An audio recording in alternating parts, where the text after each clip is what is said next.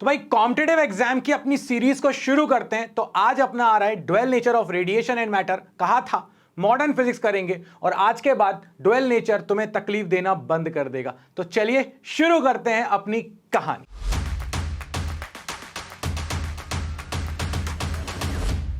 देखो यार, अब जो टाइम है ना बहुत सिलेक्टिव पढ़ने का है और वो पढ़ने का है जो अपने एग्जाम में आए और अपने काम आए।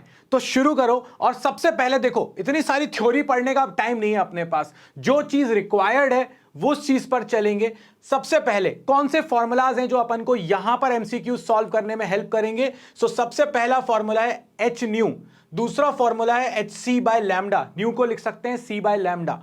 तीसरा फॉर्मूला जो अपने काम आएगा वो ये है कि अगर मैं इस चीज को देखूं तो ये मेरा जूल में आंसर देता है, बट मुझे जूल में हर वक्त नहीं चाहिए, मुझे इलेक्ट्रॉन वोल्ट में चाहिए। तो इस एचसी की वैल्यू को रखकर अगर अपन देखें तो ये आता है 1240 अपॉन लैम्डा इन इलेक्ट्रॉन वोल्ट। और ये ध्यान रखना कि लैम्डा को किस में रखना है, तुमको नैनोमीटर में रखना है, तो तुम्हारा ये फॉर्मूला काम आ जाएगा।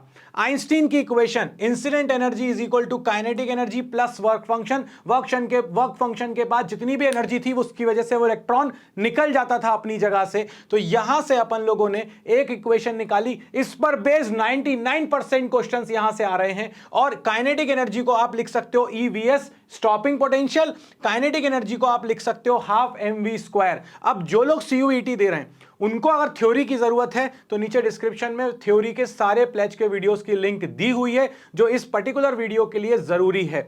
और साथ में उन सबके लिए मैं कहूंगा जो जेडबलई की प्रिपरेशन भी कर रहे हैं कि जाओ वो ग्राफ वाला वीडियो देखो जो मैंने नीचे यहां लिंक में दे रखा है, उससे आपके सारे ग्राफ्स क्लियर हो जाएंगे क्योंकि ग्राफ बेस्ड क्वेश्चंस भी आए हैं।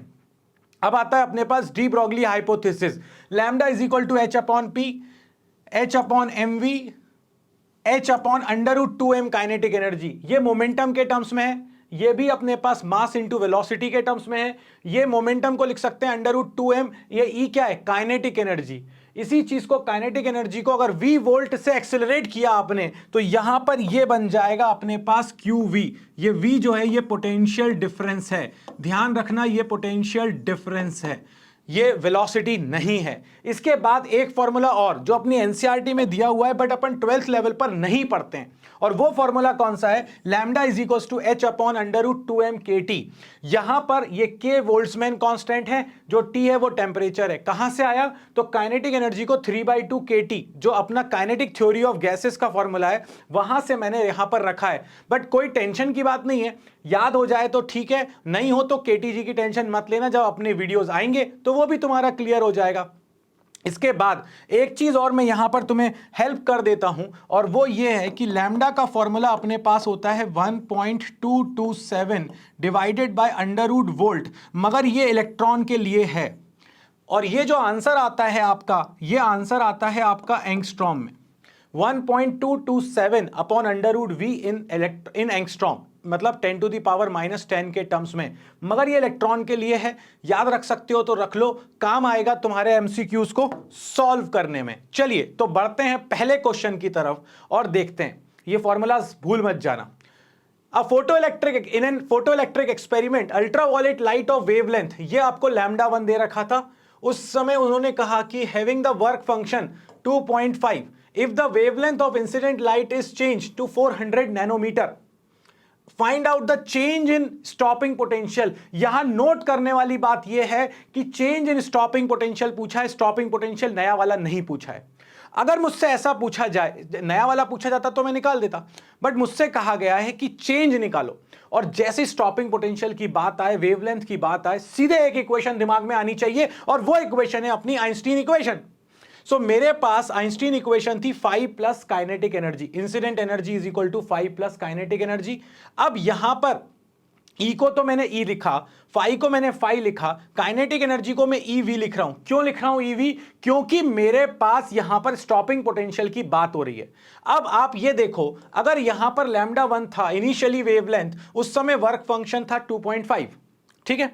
फिर आपसे कहा गया जब 400 नैनोमीटर मैंने वेवलेंथ चेंज कर दी तो उस समय आपको क्या बताना है, चेंज इन स्टॉपिंग पोटेंशियल। बाकी देखो आप H और C की वैल्यू दी होती है, बट अपन लोग याद करो मैंने तुम्हें अभी फॉर्मूला दिया था 1240 अपॉन लैम्डा इन नैनोमीटर। तो पहले वाले केस में जब आपको वेवलेंथ दी हुई थी आप उसके करस्पॉन्डिंग एनर्जी निकाल दो, दूसरे वाले केस में जब आपको वेवलेंथ दी हुई थी आप उसके करस्पॉन्डिंग एनर्जी निकाल दो 1240 अपॉन वेवलेंथ करके।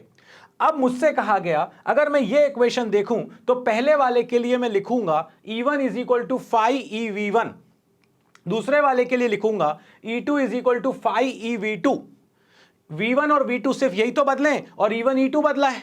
मुझे क्या चाहिए, चेंज इन पोटेंशियल। मैं कह रहा यार ये फाई की जरूरत ही क्या है, सीधे सीधे माइनस कर दो ना यार दोनों को। अगर इन दोनों को माइनस कर देंगे तो फाई कैंसिल हो जाएगा, ये कैंसिल हो गया, ई कॉमन ले लो इसमें से, तो क्या बचेगा V1 माइनस V2, और यहां पर क्या बचेगा E1 माइनस E2। ये आ गया E डिवाइड में। जैसे ही E डिवाइड में आया E1 की वैल्यू क्या थी 4.43, E2 की वैल्यू क्या थी 3.1, मैंने रख दी। ये इलेक्ट्रॉन वोल्ट में है, E नीचे बैठा हुआ है, E निपट गया, कैंसिल आउट हो गया, आंसर आ गया 1.33, यानी कि 1.3 आपके पास आ गया चेंज इन स्टॉपिंग पोटेंशियल। नीचे PDF मिलेगा, टेंशन बिल्कुल मत लो स्क्रीनशॉट की, तुम्हें बस क्वेश्चंस करने हैं बाबा जी के साथ। अगर जरूरत लगे तो बीच में पॉज करो और फिर क्वेश्चन को पढ़ो और क्वेश्चन को करना शुरू कर दो, क्योंकि अब तुम्हें प्रैक्टिस करनी है बाबा जी के साथ। सो 1.3 इलेक्ट्रॉन वोल्ट आंसर। इसके बाद दूसरा क्वेश्चन ये था कि when radiation of wavelength lambda, मतलब पहले लैम्डा दे रखा है, incident on a metallic surface the stopping potential of ejected electron is 4.8। जब वेवलेंथ लैम्डा थी तो स्टॉपिंग पोटेंशियल 4.8 था। ये सब आए हुए क्वेश्चन है तुम्हारे। If the same surface is illuminated by radiation of double the previous wavelength, मतलब अगर मैं वेवलेंथ को डबल कर दूं, पहले लैम्डा थी तो अब 2 लैम्डा कर दी wavelength, then the stopping potential become, नया वाला स्टॉपिंग पोटेंशियल 1.6 हो जाता है। तो आपको बताना है थ्रेशोल्ड वेवलेंथ क्या है, मतलब कि एक्चुअली में फाई निकाल लाओ। अगर फाई निकाल रहा है मतलब वर्क फंक्शन निकाल रहा है तो थ्रेशोल्ड वेवलेंथ तो आई गई अपनी। तो अपन देखो यार इसको कैसे करेंगे। सबसे पहले फिर से आंख बंद करके, क्योंकि स्टॉपिंग पोटेंशियल की बातें हो रही हैं, एक ही इक्वेशन है जो अपनी मदद करेगी, वो है आइंस्टीन इक्वेशन। मैंने यहां पर E को लिख दिया hc बाय लैम्डा और काइनेटिक एनर्जी को लिख दिया EV प्लस फाई। अब पहले वाले के केस में hc बाय लैम्डा, क्यों, क्योंकि वेवलेंथ लैम्डा थी। उस समय स्टॉपिंग पोटेंशियल कितना था 4.8, तो यहां पर रख दिया मैंने 4.8 E प्लस फाई। सेकेंड वाले के केस में आपने वेवलेंथ को कर दिया था डबल, तो hc बाय 2 लैम्डा। E उस समय स्टॉपिंग पोटेंशियल कितना था 1.6 प्लस फाई। ठीक, हमको क्या निकाल कर लाना था, हमको वर्क फंक्शन निकाल कर लाना था, नहीं तो मैं दोनों को माइनस कर देता तो मेरा फाई से फाई कैंसिल हो जाता, लैम्डा निकल के आ जाता। बट मुझे वो कैंसिल नहीं करना, मुझे क्या निकालना है, मुझे फाई निकालना है यार। तो इसका मतलब है कि मुझे ये वाला जो पार्ट है ना, ई वाला पार्ट, इसको कैंसिल आउट करना है, क्योंकि मुझे तो फाई निकाल के लाना है। तो अगर इन दोनों इक्वेशनों में ये वाले पार्ट को सेम बनाना है तो इस इक्वेशन में किसका मल्टीप्लाई करना पड़ेगा, 1.6 को 4.8 बनाना है तो 3 का मल्टीप्लाई कर दो। सोचो ठंडे दिमाग से, मैं तुम्हें जोड़ने की तरीके सिखा रहा हूं, मैं तुमको यह बता रहा हूं कि मेरी थॉट प्रोसेस क्या है जब इस क्वेश्चन को पढ़ रहा हूं, इसको सॉल्व कैसे कर रहा हूं। तो यहां पर मेरे पास इक्वेशन 1 तो एज इट इज आ गई, इक्वेशन 2 में मैंने 3 का मल्टीप्लाई कर दिया तो यह हो गया 3hc बाय 2 लैम्डा। यहां पर 3 का मल्टीप्लाई किया तो यह हो गया मेरे पास 4.8, यहां पर 3 का मल्टीप्लाई किया तो यह हो गया 3 जैसे यहां पर देखो तो यह वाला पार्ट हो गया कैंसिल। पहले फाई को कैंसिल कर रहे थे पहले क्वेश्चन में, दूसरे क्वेश्चन में ये ईवी स्टॉपिंग पोटेंशियल वाले पार्ट को कैंसिल कर रहे हैं। जैसे ही कैंसिल किया तो ये आ जाएगा hc by lambda minus 3/2 hc by lambda. यहां पर क्या बचेगा, फाई माइनस 3 यानी कि माइनस का 2 hc बाय लैम्डा, इसमें से जब माइनस करोगे ये 1 है, ये 3/2 है, तो ये बचेगा माइनस का 1/2 hc by lambda is equal to minus का 2 माइनस माइनस हो गया प्लस, ये 2 आ गया डिवाइड में। जैसे ही 2 डिवाइड में आया तो ये हो गया hc बाय 4 लैम्डा। अब याद करो तुम्हारा फॉर्मूला क्या होता है एनर्जी का, hc बाय लैम्डा। यहां पर लैम्डा की जगह पर क्या आ रहा है 4 लैम्डा, यानी कि थ्रेशोल्ड वेवलेंथ तुम्हारी लैम्डा नहीं है, तुम्हारी थ्रेशोल्ड वेवलेंथ है 4 lambda. So the correct answer is B ball. और मुझसे पहले आ रहा हो ना तो बताओ कमेंट में कि बाबा जी मजा आ रहा है, क्योंकि मुझे बहुत मजा आ रहा है तुम सबको ये सब चीजें बताकर, और वो भी इस तरह से। इसके बाद अगर अपन आ जाएं, ये क्वेश्चन ना बड़ा मजेदार लगा जब मैं अभी कर रहा था, है ना, रात के इस समय 3 बज रही है। An electron having d Broglie wavelength lambda is incident on a target in a X-ray tube। X-ray क्या है? एक वेव है। Cut off wavelength of the emitted X ray, X ray की कट ऑफ वेवलेंथ आपको बतानी है और डी ब्रॉगली वेवलेंथ दे रखी है। भैया वेवलेंथ निकालनी है एक वेव की, तो दिमाग में फॉर्मूला आ जाता है E is equal to H C by lambda. Cut off के कारण मैंने C लगा दिया, और क्योंकि डी ब्रॉगली वेवलेंथ दे रखी थी तो डी ब्रॉगली वेवलेंथ होगी lambda is equal to H upon under root 2m kinetic energy. क्यों लिखा ये फॉर्मूला? क्योंकि यहां मुझे एनर्जी पता है। अगर मैं डी ब्रॉगली वेवलेंथ को भी एनर्जी के टर्म्स में लिखूं तो यहां पे स्क्वायर करके मैं आसानी से एनर्जी निकाल सकता हूं। मैंने इसका स्क्वायर कर दिया, ये हो गया lambda square is equal to H square upon 2me, और E अगर उधर चला गया लैम्डा स्क्वायर डिवाइड में आ गया तो ये आ गई एनर्जी। दोनों एनर्जीज आ चुकी हैं, दोनों अगर एक, देखो भाई एक की बम्बार्डिंग कराई दूसरे से निकला, तो यहां पर अपन लोग इन दोनों एनर्जीज को जब इक्वेट करेंगे तो यहां से आपके पास निकल के आ जाएगा लैम्डा कट ऑफ, ये एक H से एक H cancel, 2mc lambda square upon H is equal to cut off. तो आपके पास आंसर आ गया 2mc अपॉन H इंटू लैम्डा स्क्वायर। कौन सा ऑप्शन है? Option number C। Option number C is the correct answer. आया हुआ क्वेश्चन है, बहुत सारे तरह से आ सकता है कि एक फोटोन आया, उसकी वेवलेंथ लैम्डा थी, D Broglie wavelength lambda D है, उसको इक्वेट करो, आंसर यही आएगा। एक वेव और एक पार्टिकल जब जब इक्वेट करें और जब जब आंसर आए तो यही आंसर आएगा। बिल्कुल क्लियर दिमाग से इसका आंसर निकालो। इसके बाद अपन से कहा गया two identical photo cathodes. Identical का मतलब है कि वर्क फंक्शन सेम है। Light of frequency f1 and f2 respectively, इनके ऊपर फ्रीक्वेंसी f1 आई, इनके ऊपर फ्रीक्वेंसी f2 आई, और आपसे कहा गया the velocity of the photo electron coming out is v1 and v2। जो इलेक्ट्रॉन निकल रहे हैं उनकी वेलोसिटी v1 और v2 है, तो इनमें से कौन सा सही है? यार फ्रीक्वेंसी की बात कर रहा है, वेलोसिटी की बात कर रहा है, मतलब काइनेटिक एनर्जी। दिमाग की बत्ती जलनी चाहिए। आइंस्टीन साहब प्रकट हो जाइए। प्रकट हो गए, उन्होंने कहा ये लो भाई, काइनेटिक एनर्जी की इक्वेशन थी incident energy minus work function. क्योंकि यहां वेलोसिटी की बातें हो रही हैं तो मैं काइनेटिक एनर्जी को लिख देता हूं हाफ mv स्क्वायर, और जैसे ही लिखा तो पहले वाले के लिए आपकी वेलोसिटी थी v1, फ्रीक्वेंसी थी f1, फाई तो फाई है क्योंकि आइडेंटिकल कैथोड्स हैं।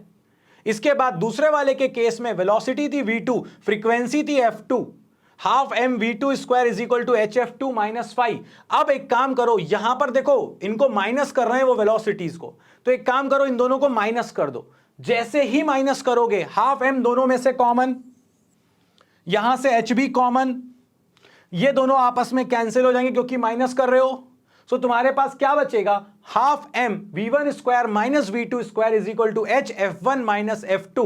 2 चला गया इधर, m आ गया डिवाइड में, तो v1 square minus v2 square 2h by m f1 minus f2। कहां है भाई, कहां हो? आ जाओ आ जाओ, आंसर आ गया। ये आंसर बहुत मुश्किल नहीं है दोस्तों, बस देखने का नजरिया बदलना है अपन को। मैं बदलवाऊंगा, चिंता बिल्कुल मत करो। इसके बाद stopping potential in context of photo electric current depends on the following property of incident electromagnetic radiation. मतलब कि स्टॉपिंग पोटेंशियल किन किन चीजों पर डिपेंड कर सकता है? इन चार में से। स्टॉपिंग पोटेंशियल मतलब एनर्जी से जुड़ेगा ना, एनर्जी मतलब फ्रीक्वेंसी से जुड़ेगी ना। फेज के साथ तो कुछ बात ही नहीं कर रहे थे। इंटेंसिटी से बात जब होती थी तब होती थी जब अपन को करंट की बातें करनी थी। यहां पर वोल्टेज की बातें हो रही हैं, एनर्जी की बातें हो रही हैं। Answer is B ball, frequency. Frequency stopping potential के साथ जुड़ता है और इंटेंसिटी फोटो सैचुरेशन करंट के साथ जुड़ती है। सो दैट्स इट, यहां पर आंसर है फ्रीक्वेंसी। इसके बाद the stopping potential for electron emitted from a photosensitive surface illuminated by the light of wavelength this, ये wavelength है लैम्डा 1। उस समय स्टॉपिंग पोटेंशियल है 0.71। इंसिडेंट लाइट चेंज हो गई नई वैल्यू पर, वेवलेंथ चेंज हो गई। आपसे कहा गया उस समय स्टॉपिंग पोटेंशियल आया 1.43, तो नई वाली वेवलेंथ बताओ। मैंने तुम्हें 3 क्वेश्चन दिखाए। आप ये देखो कि प्रीवियस ईयर में ये लोग जो पूछ रहे हैं वो उन्हीं इक्वेशन में अननोन बदल के पूछ रहे हैं। एक बार फाई पूछा, एक बार वी पूछा, इस बार लैम्डा पूछ रहे हैं। सो अगर अपन देखें तो काइनेटिक एनर्जी फिर से वही E minus phi. Kinetic stopping potential की बात कर रहा है तो काइनेटिक एनर्जी को लिख दिया EV। एनर्जी को इलेक्ट्रॉन वोल्ट में लिखेंगे तो 1240 अपॉन लैम्डा माइनस फाइव। पहले वाले केस में स्टॉपिंग पोटेंशियल है 0.710, उस समय आपकी वेवलेंथ है 491, सो 1240 अपॉन 491 नैनोमीटर में, देखो गौर से, -5 इक्वेशन 1। दूसरी इक्वेशन देखो, आपका जो स्टॉपिंग पोटेंशियल है वो है 1.43, तो यहां पर स्टॉपिंग पोटेंशियल की जगह पर आ गया 1.43 into E is equal to 1240 upon lambda minus का 5। हमें वर्क फंक्शन से कोई लेना देना ही नहीं है, हमें तो लैम्डा निकाल के लाना है। तो क्या करें, दिख रहा है सामने, देखो दिख रहा है, क्या दिख रहा है, दोनों को माइनस कर दो, ये कैंसिल हो गया। सो मैंने क्या किया, equation 2 minus equation 1, so 1.43 minus this, ये आ गया, is equal to 1240 lambda minus 1240 upon 491। जब मैं कैलकुलेशन कर रहा था तो पहले मैंने 1240 कॉमन ले लिया, फिर मैंने कहा एलसीएम भी लेना पड़ेगा और ये सब, मैंने कहा इतनी मेहनत कौन करे। सो इससे अच्छा है कि 1240 को अंदर ही रहने दो। जब तुम इसको डिवाइड करोगे तो ये मिलेगा 2.53, इन दोनों को माइनस करोगे तो ये मिलेगा 0.72 इलेक्ट्रॉन वोल्ट, और ये भी इलेक्ट्रॉन वोल्ट में। सो ये माइनस का इधर आ गया, ऐड हो जाएगा 3.25 इलेक्ट्रॉन वोल्ट, 2.53 प्लस 0.72, सो ये मिल गया 3.25 electron volt. 1240 upon lambda, lambda इधर आ गया, ये इलेक्ट्रॉन वोल्ट में नीचे चला गया, आंसर आ गया 381.54 यानी 382 नैनोमीटर, क्योंकि ये लैम्डा जो आता है इस फॉर्मूले से वो नैनोमीटर में आता है। सो आंसर आ गया अपना नैनोमीटर में, क्या आया answer, D doll. Doll is the correct answer for this question. Again मैं आपसे कहूंगा, एक इक्वेशन के ऊपर इन्होंने बम्बार्डिंग करी है, ध्यान से करके जाना है इस इक्वेशन को और इन क्वेश्चंस को। इसके बाद हमसे कहा गया एक अल्फा पार्टिकल है और एक प्रोटॉन है। अल्फा पार्टिकल के ऊपर मास होता है 4 और चार्ज होता है 2। प्रोटॉन है, मास भी 1, चार्ज भी 1, accelerated by the same potential difference. जब सेम पोटेंशियल डिफरेंस से एक्सेलरेट हो, V same. After this the de Broglie wavelength of wavelengths are lambda alpha and lambda P. आपसे बोला गया lambda P by lambda alpha निकाल कर लाओ, मतलब प्रोटॉन की वेवलेंथ और अल्फा की वेवलेंथ का रेशियो निकाल कर लाओ। भाई वोल्टेज की बातें कर रहा है, कौन से फॉर्मूले की तरफ चलें जिसमें वोल्टेज आता हो, h upon under root 2m QV। अब यहां 2 कांस्टेंट है, v कांस्टेंट है, बचा कौन, मास और q।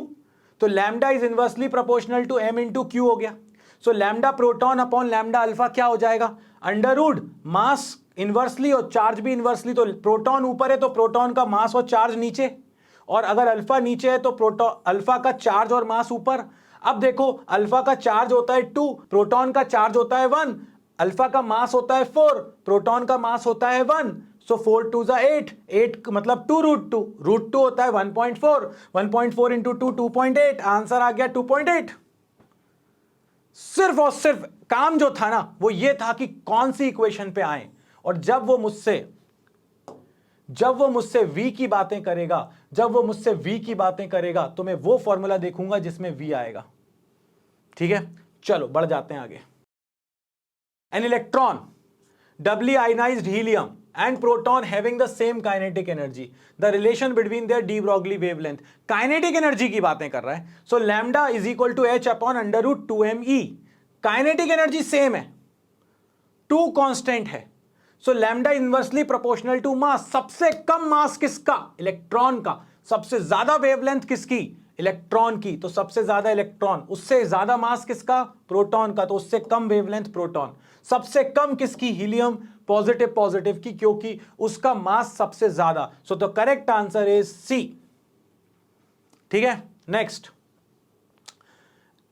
When the wavelength of radiation falling on a metal is changed from 500 to 200 nanometer, the maximum kinetic energy of the electron becomes 3 times larger the work function of the metal.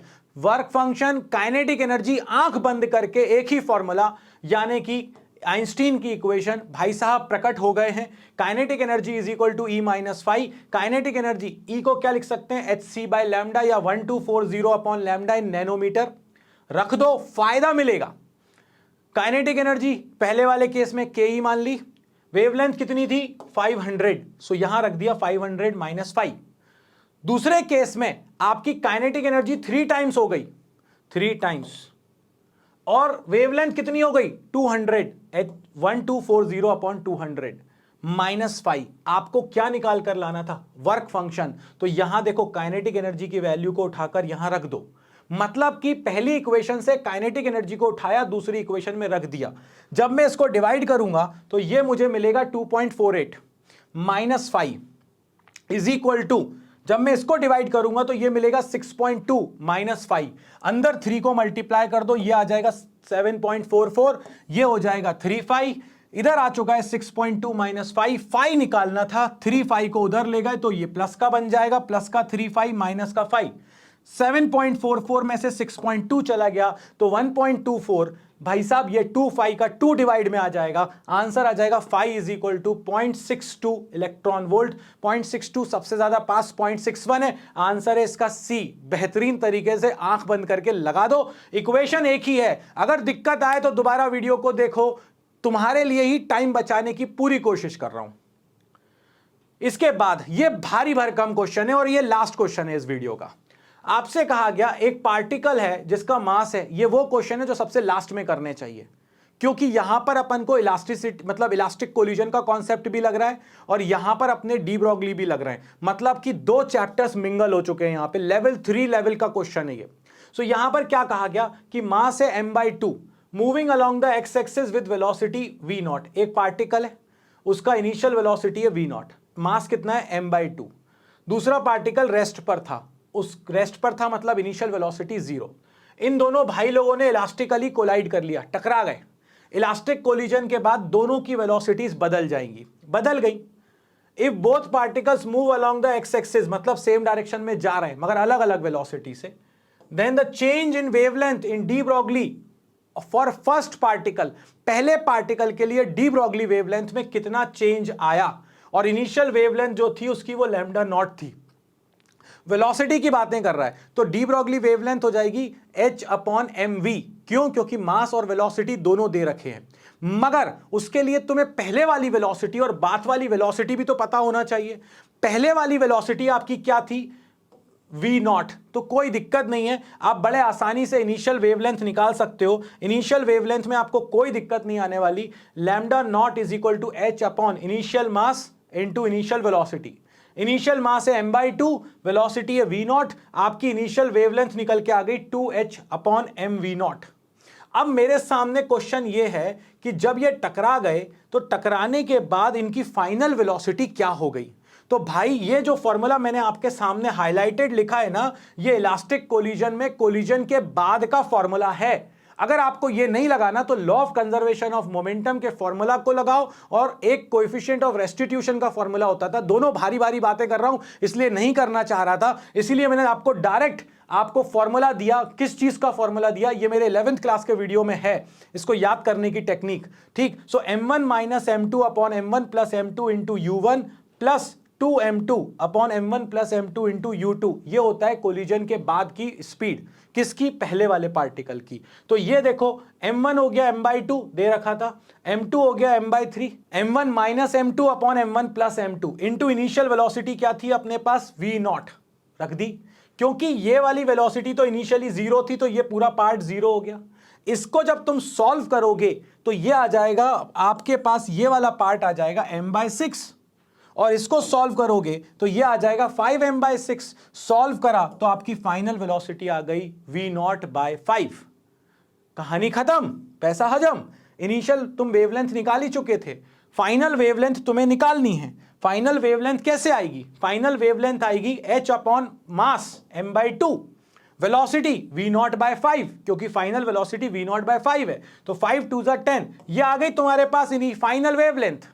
जैसे ही final wavelength आ गई आपके पास, आप क्या करोगे? Delta lambda is equal to final minus initial. Final wavelength थी 10h/mv0, initial थी 2h/mv0, दोनों को आपने माइनस करा तो आपको मिल गया 8h/mv0। मगर आंसर जो है वो इनिशियल वाले के टर्म्स में है, तो क्या मैं इस 8 को ब्रेक करके ऐसे लिख दूं 4 इंटू 2 क्यों लिख रहा हूं? क्योंकि 2h अपॉन mv0 क्या था? ये आपकी इनिशियल वेवलेंथ थी, तो आपका जो चेंज इन वेवलेंथ आ गया वो 4 टाइम्स ऑफ इनिशियल आ गया। अब आप कहोगे बाबा जी ये भारी क्वेश्चन था। बिल्कुल भारी क्वेश्चन था। मैं आपसे कहूंगा कि ऐसे क्वेश्चंस कम पूछे जाते हैं। अगर आपके पास टाइम है तो इन क्वेश्चंस को करिए। अगर आपको लगता है कि मुझसे हो जाएगा तो करिए, और यही क्वेश्चन अगर आ जाता है तो बिल्कुल करिए। मगर अगर थोड़ा सा डाउट है, टाइम पास करने की जरूरत नहीं है, आगे बढ़ जाओ। फिजिक्स यही सिखाती है, जहां दिक्कत आए वहां आगे बढ़ जाओ। तो ये आपसे मैंने कहा था कि डुअल नेचर से अपन शुरू करने वाले हैं, तो डुअल नेचर के ये क्वेश्चंस अच्छे से कर लो। नीचे जो डिस्क्रिप्शन में वीडियोस दिए हैं उनको अच्छे से कर लो। मिलते हैं नेक्स्ट वीडियो में एटम के साथ, फिर न्यूक्लियाई के साथ। इसी तरह से अपन मॉडर्न फिजिक्स को आगे बढ़ाएंगे। उसके बाद अपन लोग, मैंने कहा था तुमसे, अपन इलेक्ट्रोस्टैटिक्स और करंट इलेक्ट्रिसिटी पर आएंगे। तो बस इस वीडियो में तो इतना ही। लाइक करो, शेयर करो, सब्सक्राइब करो, और एक्स्ट्रा मटेरियल चाहिए तो हमारे टेलीग्राम ग्रुप को ज्वाइन करो। मिलते हैं नेक्स्ट वीडियो में, तब तक के लिए बाबा जी की तरफ से जय हो।